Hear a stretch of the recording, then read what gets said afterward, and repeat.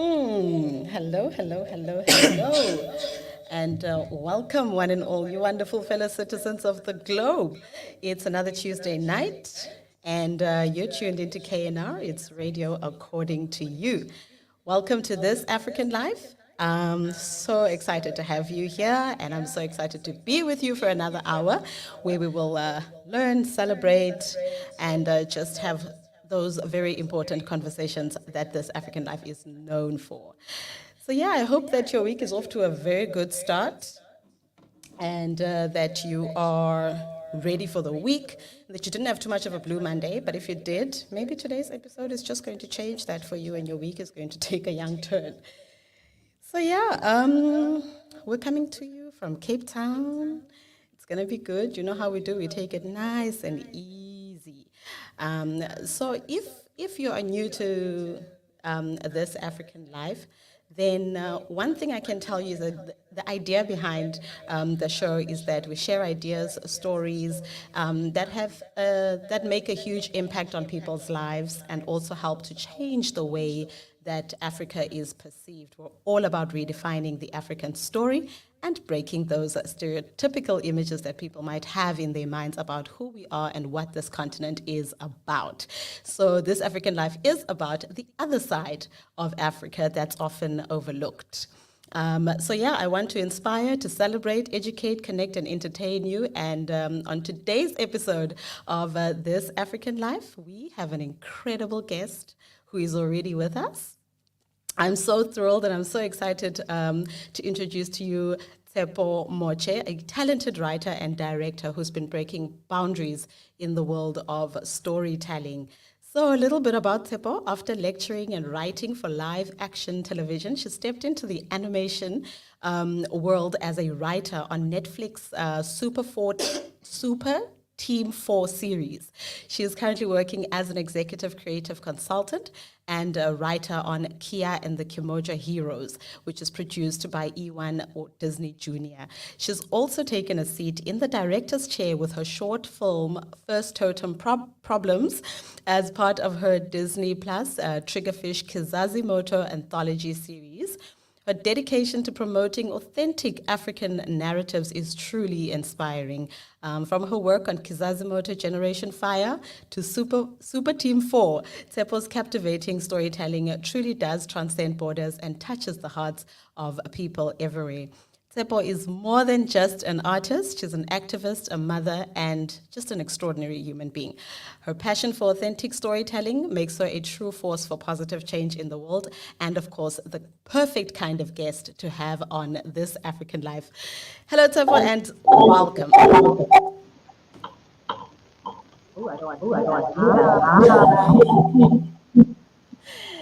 try and solve that problem.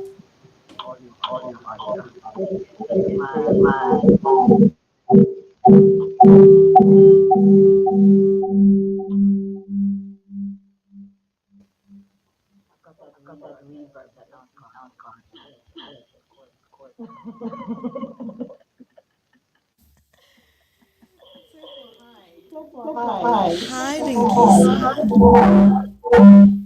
Okay, no, we've got to sort that out first. Okay, we're going to sort this out and then we're going to continue. Okay.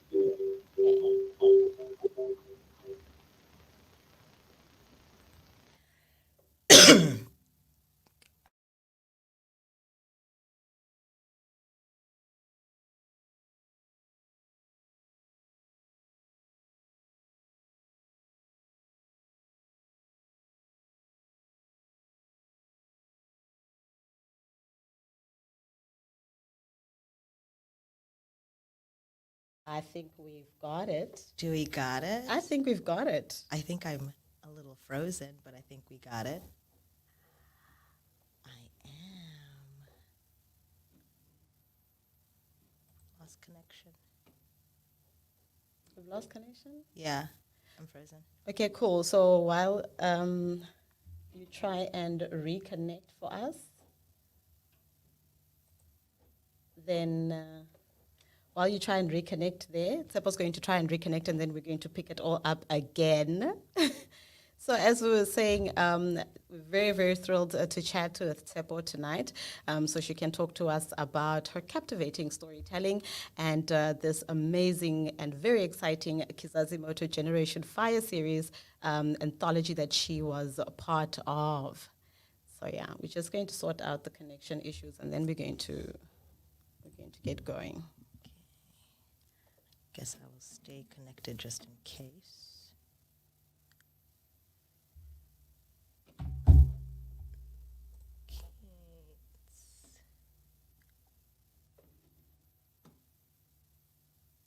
still here, just not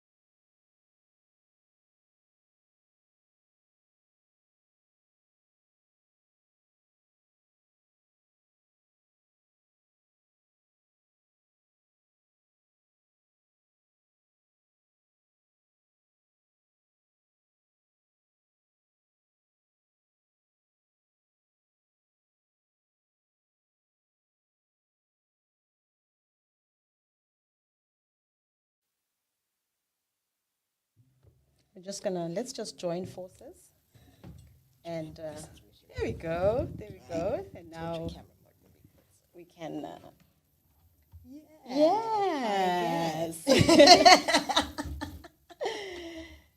Okay, cool. We don't mind tech issues. Load shedding, guys, load shedding. All right, so back to the important stuff that I was saying earlier on. We do have Tshepo Moche with us in studio, and in fact, I hope that I introduced you well enough, unless there's something that I've left out that you would like to add. That I'm still very much a working artist who needs more work. Otherwise, you kept everything. It was beautiful. Awesome. No, I'm so happy to hear that. So I think you can actually bring that Bring this one over? mic closer. Yeah, it'll still pick you up.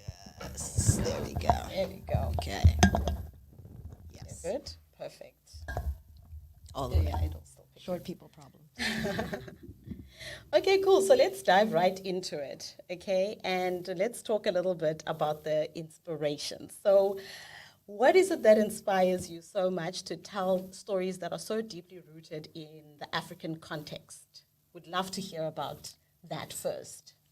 I'm inspired by my own life. You know, I'm inspired by, I want to tell authentic stories, and there's nothing more authentic than myself. So it only makes sense that I would speak from myself. And, you know, I'm a cross-culture kid. So I was born in Zambia, spent my childhood in Canada, high school in Swaziland, came back to South Africa, moved to Cape Town. So all of those facets of my growing up really influence who I am and inspire, as well as, you know, the time spent outside in Canada. You know, coming home to this space that I didn't know of, this family, this extended family I didn't know of, this landscape that I didn't know of. I think I got back home and, you know, I've lived with such awe and still continue to live with such awe, even though I've been here for a long period of time. It's still such a beautiful country, continent, people, traditions, cultures. I don't understand anybody who wouldn't want to celebrate or be inspired by the spaces that are around them. Absolutely, I couldn't agree with you more. And I find that it's really interesting that you've got so much to draw from based on like where you've been in your life, where you've lived, how you've even gotten to those spaces. It's a lot, but it's good that it's a source of inspiration for you. I really like that. And so like when we look at the industry, so it tends to be very like Western dominated in terms of the storytelling, or has been for a long time. So how do you then navigate that space and ensure that your projects actually represent African cultures, African experiences authentically? How do you go about that? I think I've been blessed enough to work with both international machines as well as local machines. And, one, it is also important that, with international clients or people I work with, it is very helpful when they're coming to the space with that understanding and they're open to receiving what I have to bring to the table outside of just being a creative. Part of what forms my creativity is where I come from. So that matters. So it is always great when you're working with or for people who are open to such, because that really matters.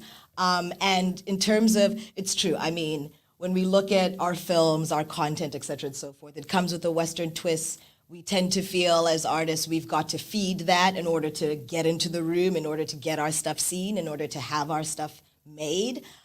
So working on projects like Kizazi Moto, the anthology series, where the base premise was giving us the room to be our authentic selves, was really helpful, and that comes from the people above us. So it's really important that policymakers, people in those positions who are creating these kind of platforms and stuff, are coming into or inviting people into the room with that kind of openness. And I think with the storytelling, again, cross-culture helps, but there is that space where you create a project and you have a message, you have a direction, you have a mission, but you also have to understand that you're wanting your work to reach as much people as possible. And in order to do that, I've got to be able to reach as much market as possible. And whether it be a Western market, a South American market, a European market, it doesn't matter. I want my content to reach as much people because at the base of it, we are all interconnected. So if I can find that thread within my story and place that in, everything else kind of just comes natural and is a bonus feature. So I haven't necessarily struggled in my creative journey to navigate that kind of Western influence space. I think it only enriches some of my work. And at the end of the day, I have to recognize where audiences lay, in certain areas. So it's tricky in terms of navigating, that kind of call out from the external spaces versus what I'm trying to do internally. But again, I think when you're telling an authentic story, when you're telling an honest story, when you're telling a story that comes from self, then you don't necessarily struggle with that kind of stuff because you have kind of like a North Star to follow. So as long as you know at your core, this is what I'm trying to do, this is what I'm trying to say, the other things become fluid, they become flexible, they become things that you can sometimes let go, but if I know exactly what I'm sticking to, then I don't struggle as much. Cool. No, I hear you. Yeah. I hear you. And then when it comes to things like stereotypes, we know that that's a big one, right? And I know that breaking stereotypes is probably a huge part of your own work and stuff that you care about. Yeah. I want to hear about some of how you challenge the misconceptions about Africa, about the people of Africa, because I know that we've seen so many times projects that depict Africa in a very stereotypical manner, and we know that in general, even in stuff like news, we're depicted in a very stereotypical way. So just from your own perspective in your space creatively, how do you deal with that? Yeah, I mean, what are we as a continent, as a people? The dark continent, killer bees, you know what I mean? Running around with crocodiles on leashes, that kind of situation. And, those are the kind of things we're trying to break. But, it is a struggle. I'm not going to lie. Sorry. I want to share some stories, but I also want to respect some people who are on these journeys with me, so I'll try to keep the tea tight. But I think what is important when dealing with the stereotypical spaces. Again, let me speak to maybe the projects that I recently have worked on and that you've spoken to. So Kiya and the Kimoja Heroes, Supa Team 4, and the Kizazi Moto anthology.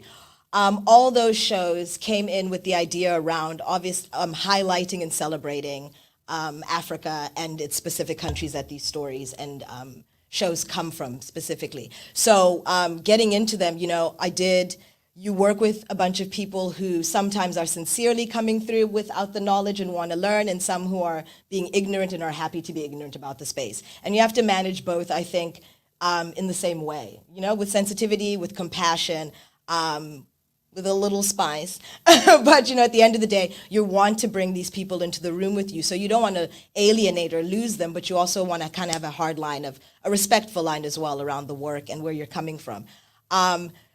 Breaking the stereotypes. I think breaking them is really just about creating content that celebrates us as much as possible, that highlights these things, but does it in a way that's not necessarily about, I'm addressing something somebody said. It's just showcasing this is what it is. It's kind of simplistic, but complicated in that sense. So that, for me, is how I've engaged kind of having to deal with the stereotypes. Also, I mean, outside of content, just me coming into the room as a Black, female, African, under 40, mother, tatted up to the nines, you know, bald as well. That alone comes with its own stereotype. So I have to first walk in a room and deal with that. And usually the thing is, you know, we can't manage, we can't deal, we can't handle because of all the layers that is woman, an African woman. So once you get through that door, you know what I mean? Like dealing with like cultural, traditional stuff, for me personally, and I'm not lightening the load of it, but it's slightly easier because this alone is already something I have to get into. And this is something I exist in the minute I wake up every day.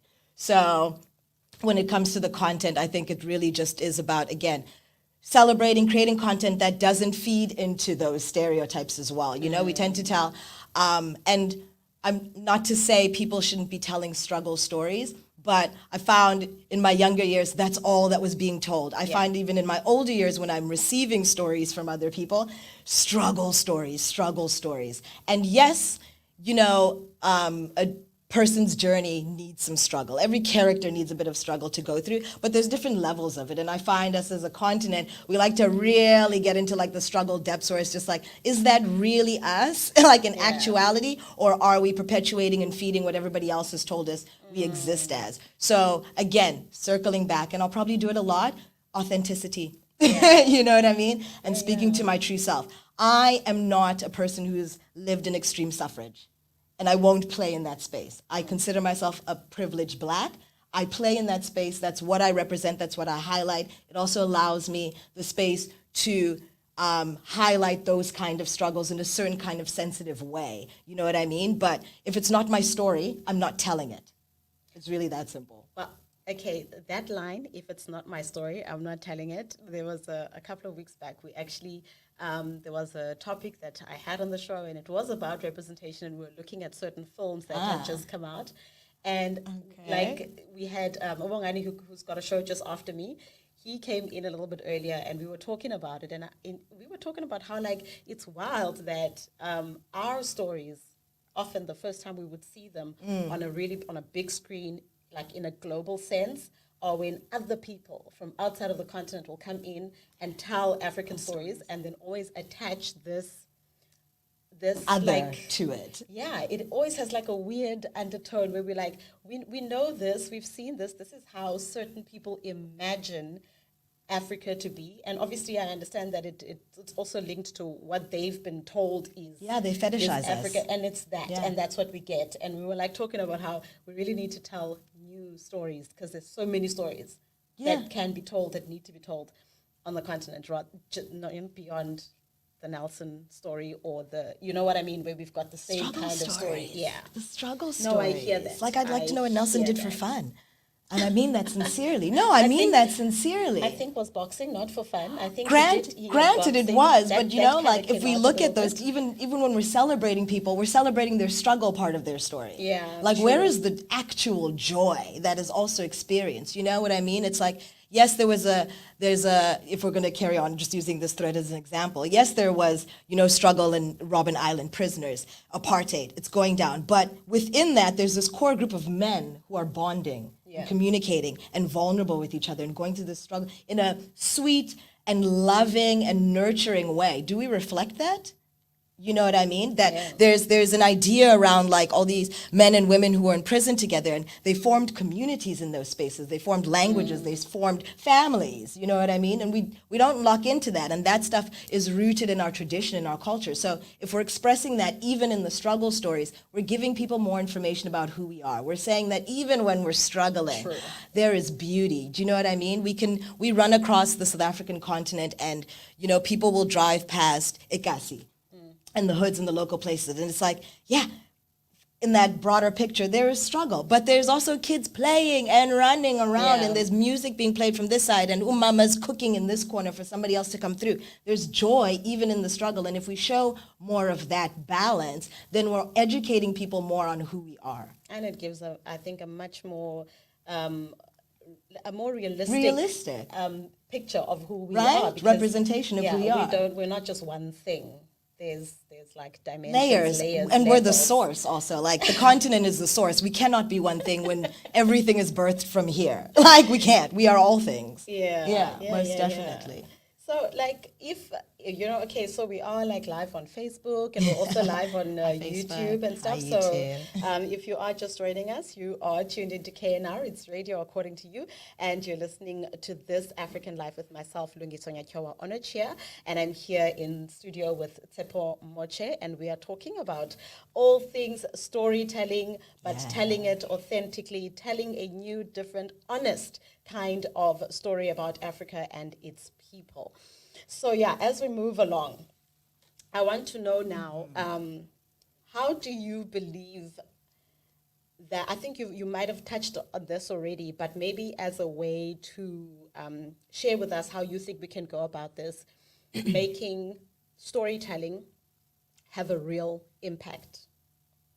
What can we do, including like checking ourselves? Because I know that it's easy to fall back on what we've been told in terms of what it is to tell an African story. It needs to be dusty streets, 100 kids, blah, blah, blah. No. From your perspective, what kinds of things can we put first in our minds when it comes to telling impactful stories about ourselves? I think it's important I'm a character-driven writer. Let me start there. So my mind always automatically goes to characters, and then what they need, what they want, the journey they need to go through, my North Star, and then what do I need to create around them for them to experience the journey I want them to go on. So my starting point there would be around characters, and I'm a character in myself. So I'm writing a character and I'm a character. And I think it's important when you're starting out and thinking about how to be impactful, there's always a message you want to like share and spread, and that's great. But remembering that message, at least for me, the message is vesseled in the strongest way through a character. And I know this might sound a little in the air, but I am you and you are me, right? So if we're remembering that as much as I'm an individual, there's certain baseline threads that connect to everybody. Yeah. Do you know what I mean? When we think about the baselines of needs, food, shelter, love, education, those kind of things. So those things connect us all. So operating from those kind of starting points of what are things, simple things too. Like sometimes people get a little overcomplicated, it happens. But like if you really try to just be as simplistic as possible and starting off with a character where okay, there's a human form that already I'm going to connect. Baseline. You know what I mean? Like I'm going to connect already. Just because this is a human, I'm a human, the audience is human. Great. And then going from there into what is my story about? This is the message I'm trying to tell. What is the best way for me to vessel that story? So sometimes it might be more impactful for me to tell a story about a mother's healing, but doing it through the daughter's point of view. Right? It might be easier and more impactful to tell that story from there because the mother character, I might need her to represent something very specific, and we can't break her down, but we can break her down through her daughter's character and how her daughter responds to the mom's story. Mm-hmm. So there's always a different way that you can vessel an impactful story. All stories, honestly, are impactful. They can be, if you know who you're talking to. And that's what it is. So if I'm writing a story about a mother and daughter and I'm talking to a middle-aged white man, it's not going to be as impactful. So, do you know what I mean? But it is remembering that all stories are impactful depending on who you want to impact, and then you write for that audience. So knowing your audience is something I've lectured about, I talk about. It's the baseline of everything. Like, know your audience, know the audience you're writing for, know the audience you're working for as well. Because if I'm working for a client and I'm on a mission, if I know my audience correctly, I can convince them that this is the work. Yeah. If I know the audience I'm writing for and I want to write for, it will always be impactful. Do your research. Know your crowd. Know your crowd. Know your crowd. I feel like we've got the winning formula here. Maybe we can all get published. Maybe Come we to can my all TED get- Talk. We're gonna just online free courses. I'm willing. Like, let's Oh go. my gosh, yeah, no, we've got it. Thank you for sharing your secrets with us. No, these are secrets other people shared with me, guys. Honestly, that's the only reason I'm sharing. Otherwise, I keep it to myself. Now let's talk a little bit about Kizazi Moto. I love the fact that you've got this hat on. I know, I don't know wish- if camera can- I let me wish you turn could see. It and, like, literally get a little says bit closer. Kizazi Moto over there. Can wear you it just give us I know that lots and lots of people know about it because it was trending, it's been talked about online, and we've seen stuff about it, promos, the works. Can you just give us just a brief about this Disney project that you were part of? Right. So, Kizazi Moto, which means Generation Fire in Swahili, is a 10-part short film anthology series produced by Disney Plus and Triggerfish Animation Studios based in Cape Town. So 10 short films directed by 14 directors, all at different levels of our career and spaces. I came in as a writer. This is the first film I directed. Some people are art directors, different corners of the globe. I can't remember the amount of countries, but I can name them. South Africa was represented, Kenya's represented, Nigeria, Zim, Uganda, Egypt. Yes, finger snaps for Egypt. I was like, I am forgetting my northern sister there. Egypt is represented as well. And basically, the premise of the anthology series was we were all tasked to make 10-minute films, and the only kind of framework was aspirational and hope-filled films that are set with a vision of a future Africa, futuristic Africa, and let's play around with sci-fi. Right. Those were literally the three things Triggerfish and Disney told us. The rest was go forth and prosper in life, and that's what the anthology is about. I strongly encourage anybody and everybody to go and actually watch. It's very short. It's short. It's like some of them are like 11 minutes, 15 minutes, No, roughly 15. Everybody's 10 because budget, we respect budget. Okay, 10, but we Put sit them through together. the credits, I so know, then it yes. adds up to like we've got like 11 minutes. And watch the credits. There's a lot of beautiful, beautiful, beautiful names representing the African continent and the diaspora in those credits. So thank you.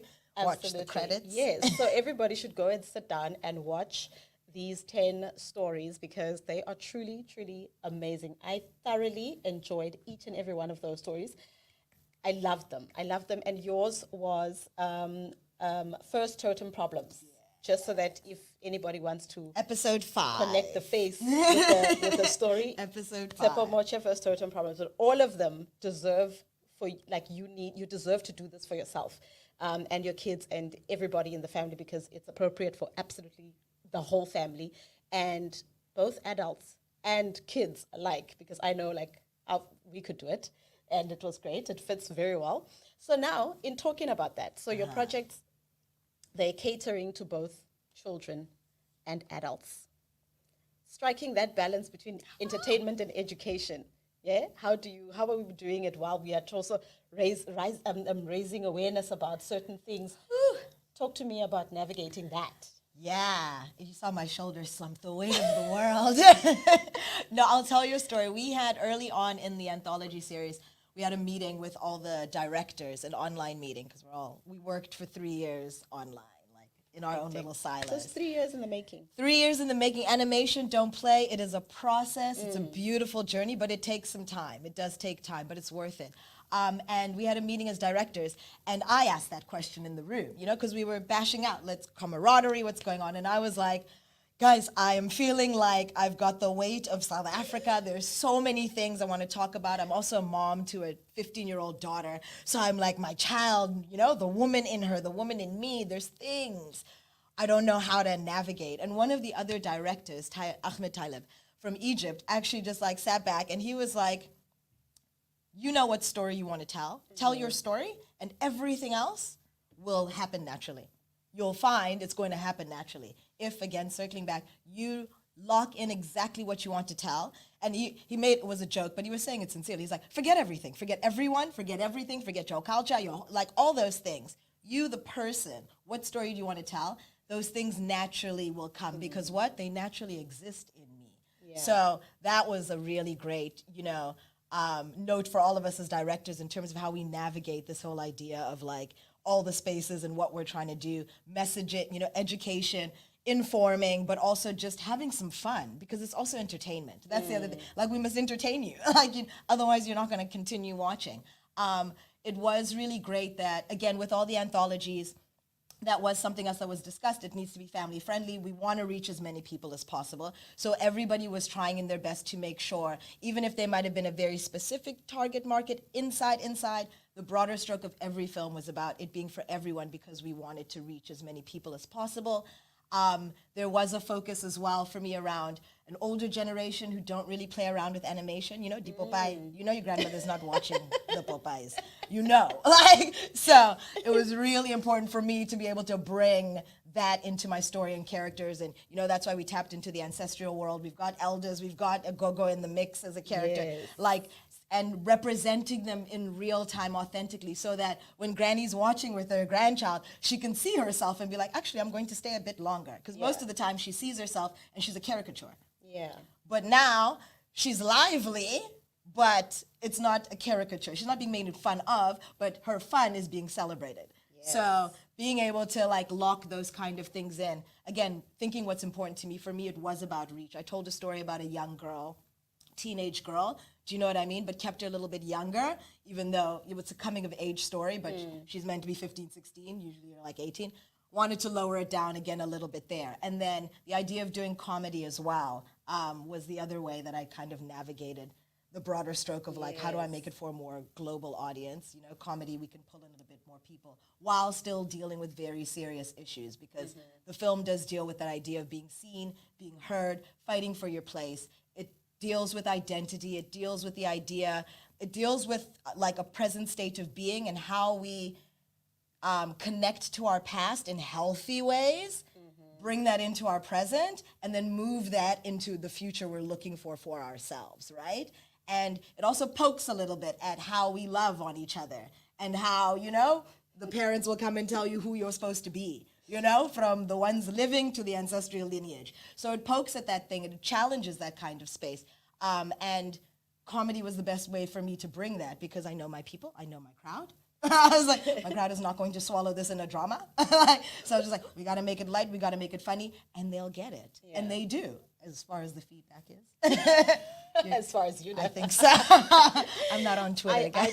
I did. I did check. I looked online. I wanted to hear and see what do people think, how do they feel about it. And I think that specifically when it came to your one, First Totem Problems, what came through for me, what I saw online is that people were really into the fact that there's this nice comedic energy that's flowing in there, that you get what is being said to you, you get what is happening, but you also have these really nice, funny moments. And I think that almost all the films got that so right. They did.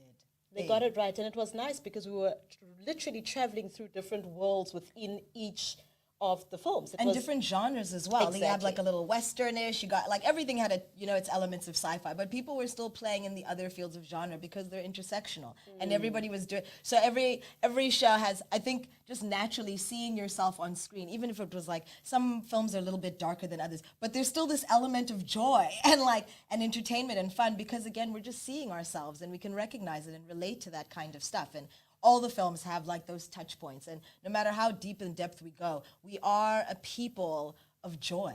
Yeah. So it comes out no matter what. Absolutely. You're so right on that, seeing ourselves, but because representation is everything. It is everything. And it was so much fun watching and hearing certain terms being used. And you're just you get excited because you're like, that's us. That's me. And you get it. And it was beautifully done. Do you know how nice it was to put ne in my script? Yeah, I was. Ne was the first word I attached to when I moved back from Canada to South Africa. Ne. I loved it. Ne. So to insert, and I highlighted. And one point, you stand on my character for 2 seconds, and she just goes, yeah, nah. And I'm like, it's everything.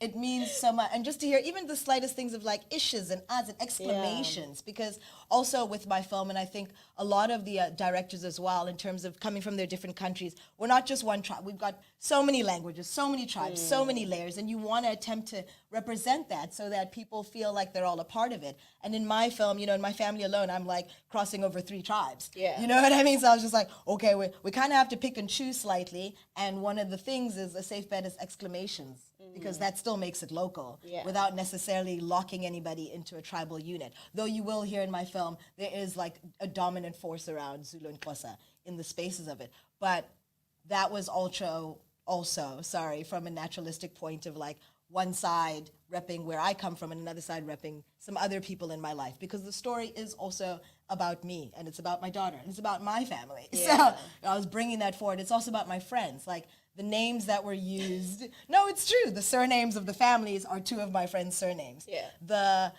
ancestors' names are Mimi and Wewe, which in Swahili means me and you. And my daughter's father is from Tanzania.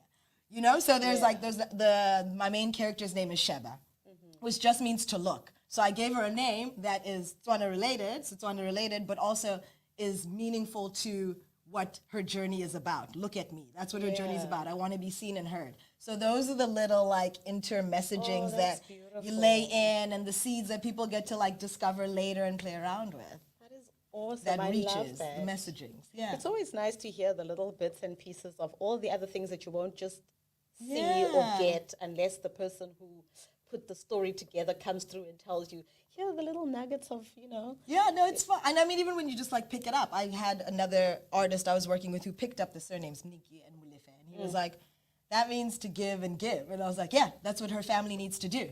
On both sides, her parental and maternal, is they both need to give. So as much as, but those are also names that represent people in my life and family who have given me in certain ways. So it's fun. That's beautiful. I really, really love that. I love that. Cool. Subtext. So now let's talk about inspiring the next generation of filmmakers and storytellers. Generation fire, water, earth, wind, yes. How do you hope to inspire them? I'm doing it right now. I'm already doing it. I do it by existing. I learned that from being a mom. If I just exist, I inspire my daughter, you know? But I will say, you know, more practically, let me think about that for a second. Maybe things that they can take that you want to give as little bits of pieces of things that maybe there's so many, but like so many. Okay. Starting point of things that they can use as building blocks in their careers now from you, based on your own experiences and things that you've been through and things that you've seen. You know, I remember once somebody told me, be careful of couch castings. And I mean, in their own space, all they heard is where I was studying at the time, and naturally assumed, oh, you're probably trying to be an actor, or you know. So I must just warn you, be careful of those couch castings. Like, and I just thought, hey, she tried. She wanted to give something, and for her, there must have been something that was quite heavy that happened to her with that, and so wanted to just make sure any other woman who comes through, I need to just warn them about these damn couch castings. Right? Exactly. I live. So what are your bits? Some of my seeds. There's that word again. It's the golden word. Show up as your most authentic self. Okay? I will say also, as much as don't knock the skill. Practice your skill. But also recognize that in the industry we work in, people want to work with people they enjoy and like. So be a good human, okay? Real talk, okay? That's usually the first way I start a panel, a conversation, a lecture. I'm just like, start off by being a very good human, because this work is rough and it's tough, and if we don't like each other, it's only worse, and it doesn't feed what we're trying to do. So showing up as your authentic self, being a good human being with people in general outside of the work is definitely a strong point. Practice your skill in the backdrops. Practice it. I am a writer. I don't have to sit. People think you got to sit and write paragraphs and long stories and little things like that. Sometimes I look at Coke cans and products in my house, and I read the little things on the top and I see if I can rewrite them. That is practicing my skill. You know what I mean? Because there's writing everywhere. So if I'm just doing little things like that constantly, then that helps me keep the muscle growing. So definitely practicing your skill. And I'd also say doing the research is something, you know? I think a lot of people, or at least in my experience, I'm finding people are not putting in the background work as much as they should, because everything is so apparently easily accessible. It is not. Access is not easy in our industry. Yeah. Do you know what information might be, but access to things is not easy. So you've got to dig in, you've got to do the research, you've got to put in that kind of grind to get into the rooms that you want to get into. Yeah, I think those would be kind of like the top line things I would say to artists and creatives. Again, also, it's a journey. It is a journey, and being a creative is a difficult journey. And it's a difficult journey because we're tasked with, you know, reflecting, challenging, questioning, highlighting, celebrating everything that exists. So it's a journey. Do not feel a pressure if you're like, I'm 38 and I'm 38 right now and this is where I'm at. You know what I mean? I only expected to be here at 50, to be honest. So now I've surprised myself. See how that works? Yeah. You know what I mean? So remember, it's also a journey, and you know, where you can, take your time with it, hone your skill, nurture yourself in the ways that are needed. It only makes the product better. Yeah. Yeah, be a good human. Be a good. I love that you emphasize practicing your skill, because it's so important, because it's hard to get into spaces. But if you're good, because you actually work on your skill, you put yourself just one step ahead of, you know, the next person. Yeah, you know, I'll give you a little like cheat sheet one as well. So, and I'm sorry, this is mainly for writers. I apologize to other creatives, but I can only tell you. You the can cheat always sheet. adapt. You know, I'll like adapt a little bit. But like for writing, I used to, when I was pitching a story or writing a story for a certain company. So let's just say, I never did it with Disney, but let's just say, if I did it pitching something to Disney, I'd go on their website and read their things, go on their blog, everywhere that they're present, go on there and read. And I'd pay attention to the language they used, and then I would apply that into my pitch deck. And when I was being interviewed, I would use those same words also in my interview. So, because what does it do? It tells them we relate. Yeah, and she's speaking my to who language, they- literally. So now I'm in the room and they like me. Do you know what I mean? So those are one of the little cheat sheets. And also for writers, watch your shows that you really, really enjoy. Go and watch them. Record a little 2-minute scene of it, or get the script online and rewrite that script in different genres. Yeah. So same storyline, Lulu and Tshepo are at the radio station hanging out. Rewrite that as a Western, as a horror, as a comedy, as a dramedy, and that's how you extend your skill. But also when someone calls, you've got it all in one go. Nice. You heard it here. Cheat sheet. Books. You heard it here straight from the horse's mouth. If she's done it and she's telling you what you can do, then it means that you too can do it. And that's very, very important. And please Tshepo, do.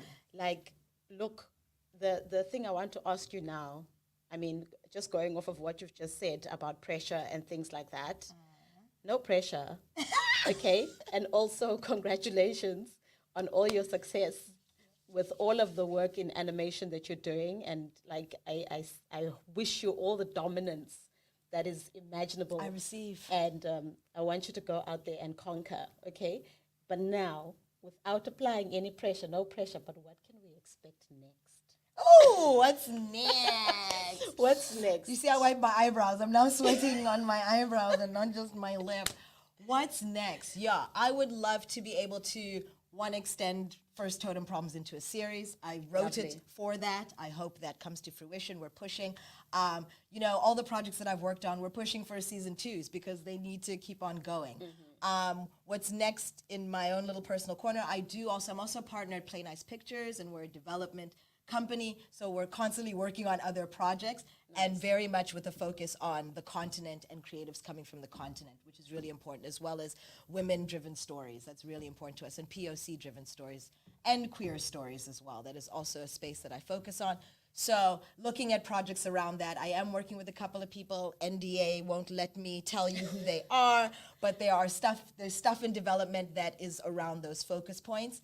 And I also am I'm starting to piece together the grassroots, levels of creating basically development and writing incubators within countries in the continent. So not necessarily that we've got to fly places and fly over the seas to go and have these incubators and be trained and skilled and exchange. It can happen right in our countries, because we have to recognize that being a creative is not just the one thing we do. We have to do other things in order to pay our bills and raise our kids and do all that stuff. So being able to have access to platforms within your country that are just as powerful as being able to go for an exchange program is what's important. And I'd like to try and start setting that up and do it in a way that also connects countries on the continent, because we also exist in these silos. Yeah. And animation is still growing in a lot of other countries. But I mean, film in general, TV in general, we're in these little bubbles. And if we as a continent can connect those bubbles and dots,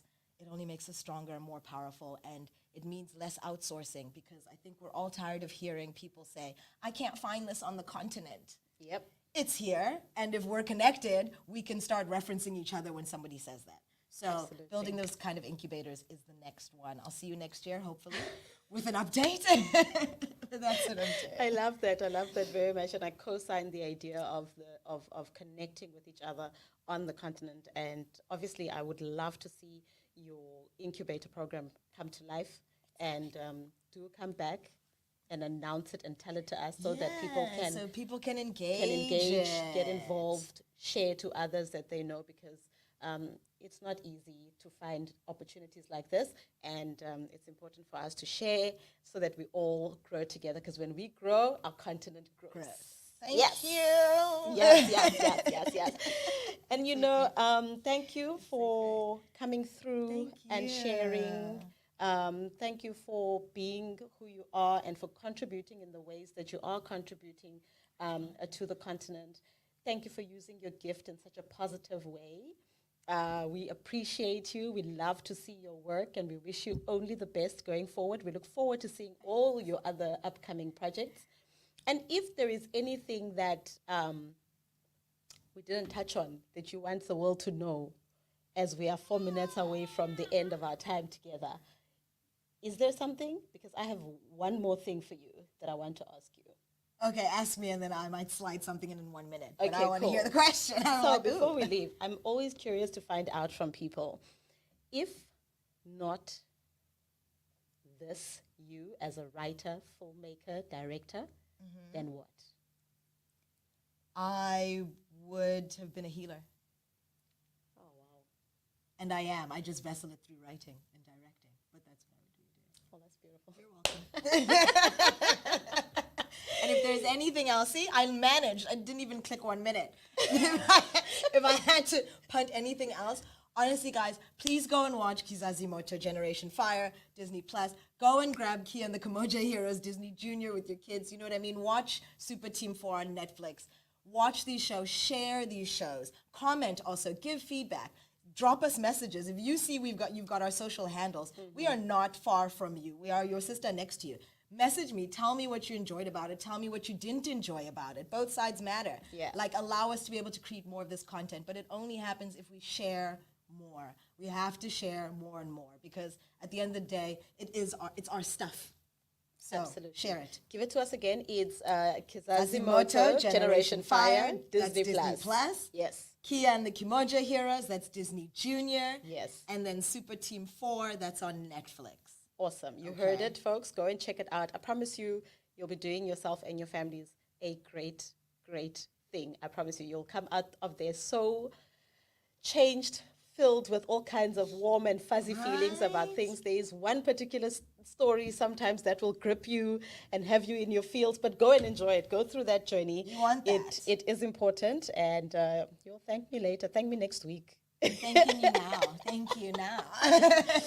Thank you, and thank you to you, obviously, for coming through and sharing with us today. We appreciate it. We hope that you will come again.